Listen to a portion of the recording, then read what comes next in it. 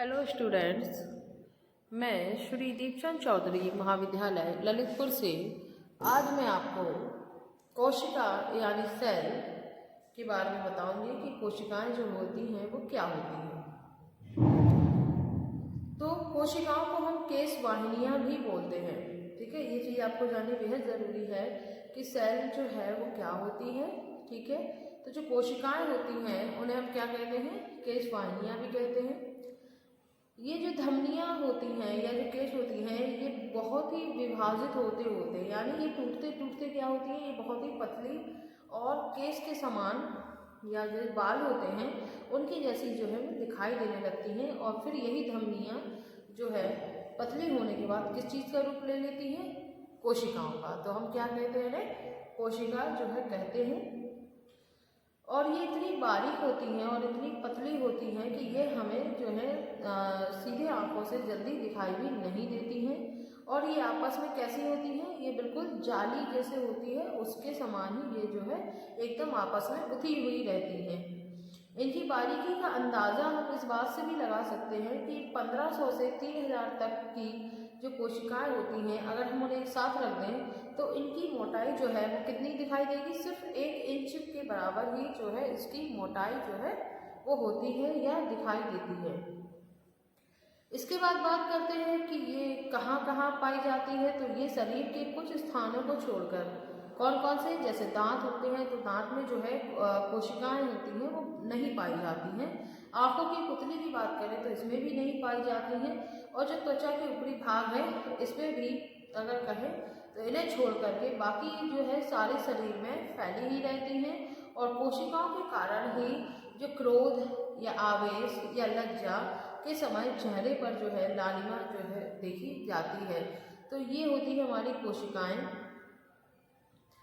अब बात आती है कि जो कोशिकाओं के कार्य क्या होते हैं। तो सबसे पहला जो इसका कार्य होता है या इसका जो फंक्शन है उसमें जो पहली बात करें तो वो होता है हार्मोन्स जो हमारे होते हैं उनको रक्त में पहुंचाने का जो काम करता है वो कौन करता है? कोशिकाएं ही करती हैं। तो हार्मोन्स जो हमारे होते हैं इन सभी को रक्त में पहुंचाने का काम कोशिका करती है। दूसरा है शरीर के अंगों को भोजन पहुंचाना। तो जो हमारे शरीर के अंग होते हैं उनमें जो भोजन पहुंचाने, जैसे कि आपने भोजन को खाया तो आप किससे खाते हैं? मुंह से ही तो भोजन को खाते हैं। चबाने के बाद ये ग्रासनली से होता हुआ ये हमारे स्टमक में यानी पेट में आमाशय में जाता है। और इसके बाद जब इसका पाचन होता है, अवशोषण होता है, और अवशोषण होने के बाद जब इसका मेटाबॉलिज्म होता है तो चयापचय के समय ये शरीर के सभी अंगों में पहुँचाने का काम जो है वो करता है। तो ये करती है कोशिकाएँ। फिर आता है आंतों से पोषक तत्वों को ग्रहण करना। तो जो पोषक तत्व जो हमारे होते हैं, जो हमारे amino acid, glucose, fatty acid, जो हमारे ये पोषक तत्व होते हैं इन सभी को आंतों से ग्रहण करने का काम भी कौन करता है? कोशिकाएं ही करती हैं। इसके बाद आता है मूत्र पिंड में सूत्र को छानना। ये काम भी कौन करता है? कोशिकाओं के द्वारा ही संपन्न किया जाता है। और इसके बाद जो हम ऑक्सीजन लेते हैं और कार्बन डाइऑक्साइड जो हम छोड़ते हैं, ठीक है, तो ऑक्सीजन को लेना और कार्बन डाइऑक्साइड इन दोनों की अदला बदली के काम भी कौन करता है? ये काम भी हमारा जो कोशिकाओं के द्वारा संपन्न किया जाता है। तो ये हमारे कोशिकाओं के कुछ कार्य होते हैं। इसके बाद बात करते हैं अगर हम कोशिका भित्ति के, तो जो हमारी कोशिका भित्ति के जो कार्य होते हैं ये क्या काम करता है? ये कोशिकाओं को एक निश्चित आकार प्रदान करता है। इसके अलावा कोशिका को जो बाहरी आघात या धक्के और रगड़ आदि से बचाने का काम भी कौन करता है? ये काम भी हमारा कोशिका भित्ति का काम होता है। जो सेल पर एक जो हमारी लगी हुई होती है एक भित्ति का होता है दीवार या उसके ऊपर जो आवरण चढ़ा होता है वो। तो इसके साथ ही मैं आपको कोशिका भित्ति के बारे में बता देती हूँ कि ये होता क्या है। इसके बाद इसका जो थर्ड काम होता है वो होता है कोशिका के कोमल अंगों की रक्षा करना। चौथा होता है जो बाह्य उत्तेजनाओं को ग्रहण करती है और एक कोशिका से दूसरी कोशिका तक पहुंचाने का काम भी करता है। कौन करता है? कोशिका भित्ति या कोशिका सेल। फिर कोशिका जो हमारी सेल होती है या कोशिका जो भित्ति होती है, दीवार होती है, यह कोशिका के विकारों को जो है खत्म करती है रहती है या विकारों को हटाने का काम भी किसके द्वारा होता है? कोशिका भित्ति द्वारा होता है। सेल वैल के द्वारा जो है वो होता है। इसके बाद आता है कोशिका भित्ति द्वारा ही कोशिका जो है वो पौष्टिक तत्वों को ग्रहण करती है और इसके द्वारा ही आवश्यक तत्व है वो शोषित होते हैं।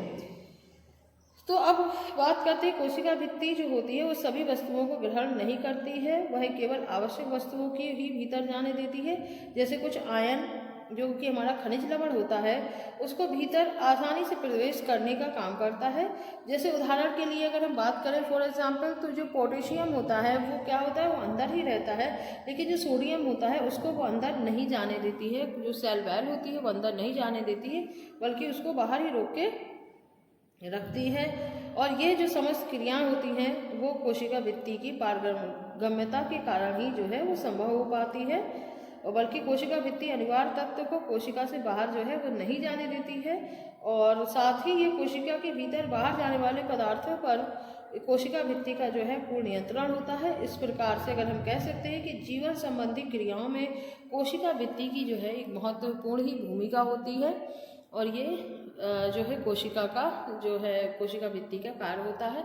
तो आज हमने जाना कि कोशिका होती क्या है, कोशिका के कार्य क्या होता है, और इसके साथ ही जो कोशिका की दीवार होती है या जिसे हम कोशिका भित्ति कहते हैं, सेल वॉल, उसके बारे में भी आपको महत्वपूर्ण जानकारी हमने दे दी है।